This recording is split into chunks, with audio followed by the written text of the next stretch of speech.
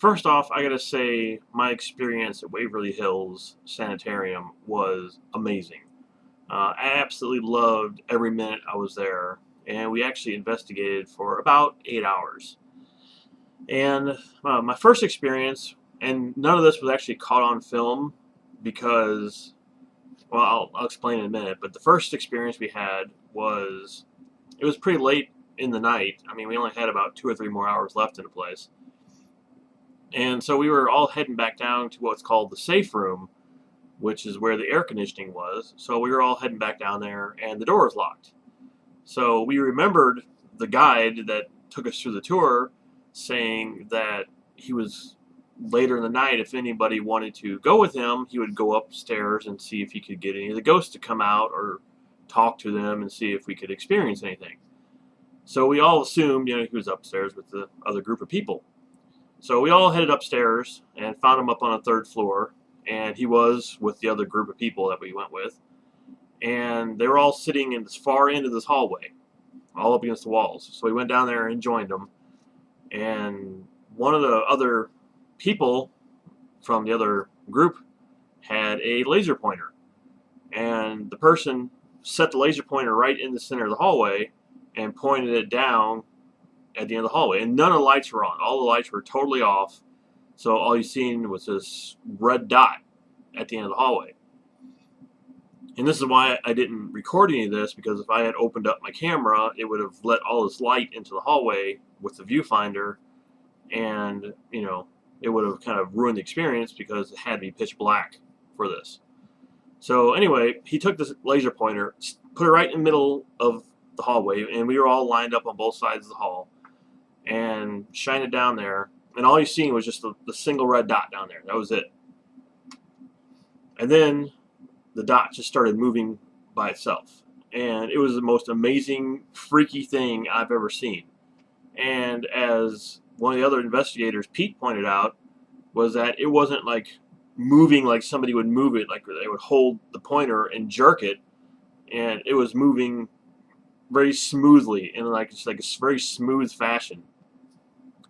And the pointer itself was sitting right in front of me. I mean, right in front of my feet, so nobody was touching it, and nobody was around it. It was right in the middle of the hallway, and it just continued moving down the end of the hallway as if somebody was just taking it and moving the dot and having fun playing with the laser pointer down there. So yeah, that was amazing. The next experience, which was probably the biggest experience of the whole night, really, for me, was he took us down to this one room. I think it was in the lobby area, and he was doing this ghost hunter trick, which I tried to do by myself in there, as you've seen. And basically, what a ghost hunter trick is you take a flashlight like this, and you turn it on, but you barely turn it to the point where it's not on and not off. So it's kind of like in between the two, where it'll barely come on like that, and then eventually go out like this. And there's a lot of controversy about this, that it's not real, that it's there are websites debunking this whole thing about how the science of this light coming on and off has something to do with the electronics inside of it and whatnot. And if this is true or not, I don't know, but I'm just going to tell you what happened when I was there. So we were sitting in this lobby area, and we were up against the walls, and it was like it went down to a dead end. It ended on the right side by a wall. There was nothing down there. And over on the left hand side, the guide And I turned this on halfway, half off, so it still has not come back on yet. The guide put one of these flashlights down at the end of the hallway and just set it there and started asking questions. Now, in theory, what's supposed to happen if you ask a ghost a question, the light will come on. Come on. So anyway, one of the questions he asked was, do you not want me here? And when he asked that, the light came on. So he's like, okay, guys, well, I'm leaving. So he got up and left, and the two other investigators, Becky and Pete, also got up and left, which left me, Alyssa, and Drew sitting in his room with this other group of people that was with us. But the thing was that a couple people who were still interviewing in the hospital lobby room where we were at, believed like, oh, it's a kid trying to communicate with us. Wow. I don't know if anyone else felt that at the time, but I didn't think it was actually a kid talking to us, because some of the questions seemed and how they were answered. For one particular moment, when we asked it if it was a boy or girl, and then one of the other investigators with us said other, and the light came on. But then someone else asked a similar question.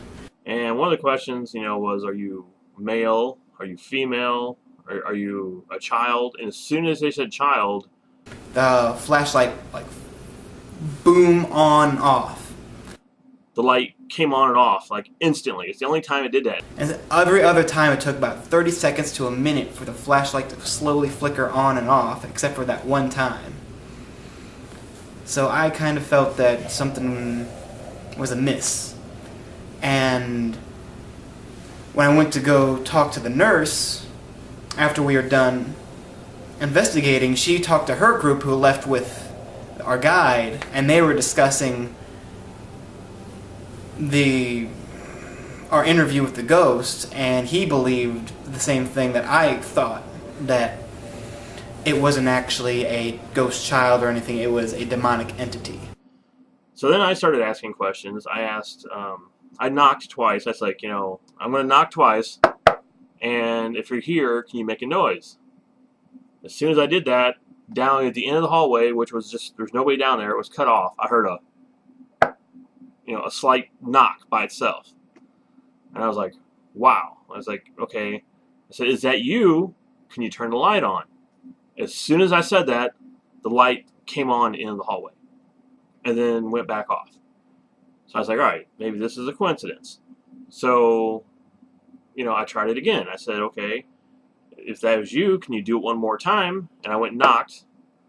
And then on the opposite side of the hallway towards where the light was, you heard another noise. It just went, just slight noise. And I was like, if that was you, can you turn the light back on? As soon as I said that again, the light came back on. That just seems like too much of a coincidence.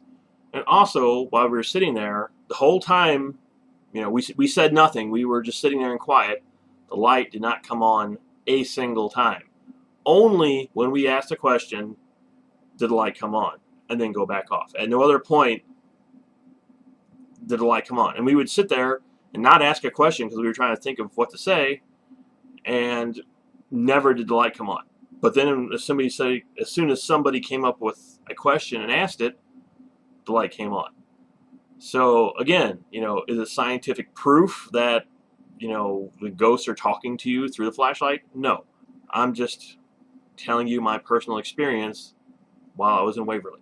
So yeah, that was an amazing experience, and the whole entire time I was there was just incredible. And as you can see, the light while I'm talking here has never come on, even though it's barely between the two. I just barely turn it and bring it on and turn it off.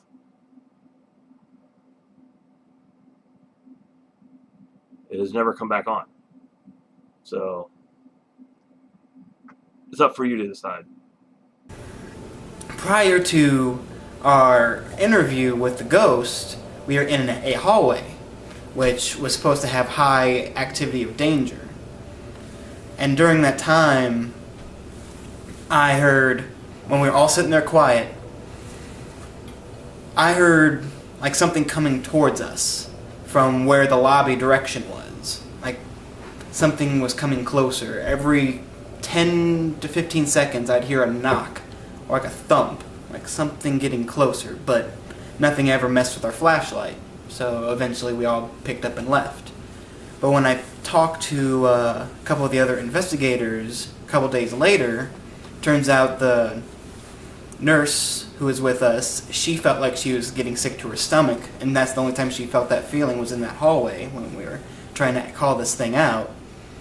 And another investigator, his name was Ben, and he was having a weird feeling vibes, and that was the only time I felt weird too, was in that hallway. But I felt on edge there. Like, I felt like something was making me feel more and more aggressive. Like aggressive thoughts in my head while we were sitting in that hallway. I think the most pronounced visual thing I saw for actual ghost figure wise was we were up on the 5th floor and we were on the mental patient side, and across the way there's the pediatric side, or children ward area, and you see straight through from the light from outside, even though it was night. And when I was looking straight through the doorway, I saw a shoulder, it was like about maybe waist high, and I saw a pair of shoulders and a head actually peek out from the doorway and go back in. Being that we were all in the same group, we pretty much experienced the same stuff, which I feel like helps validate some of the stuff that other people saw. I mean, especially if we talk about it afterward. If you go, hey, look, did you see that? Of course you're going to see it. Your mind's going to tell you you're going to see it. But if you see something, kind of make mental note of it. And, like, some of the stuff that happened thereafter, you can kind of reference it. Like, hey, did you see that apparition that came right after, so-and-so said something? Like, yeah, I did see that. Kind of validates it a little better. The only things that happened in my presence was the flashlight thing, and I don't consider that to be any kind of conclusive evidence at all.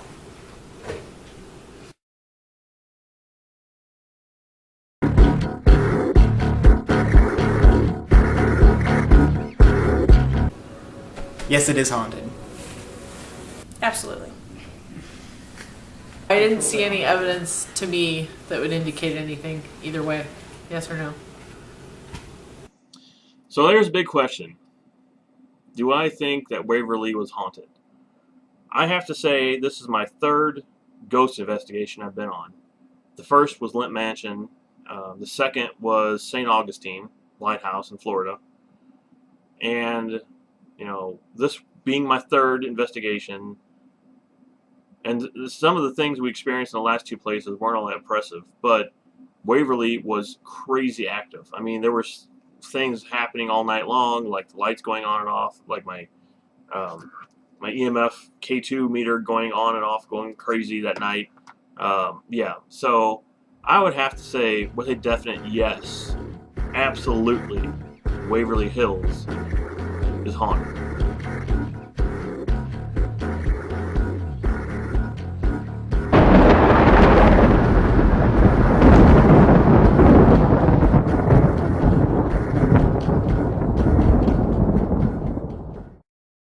That's freaky.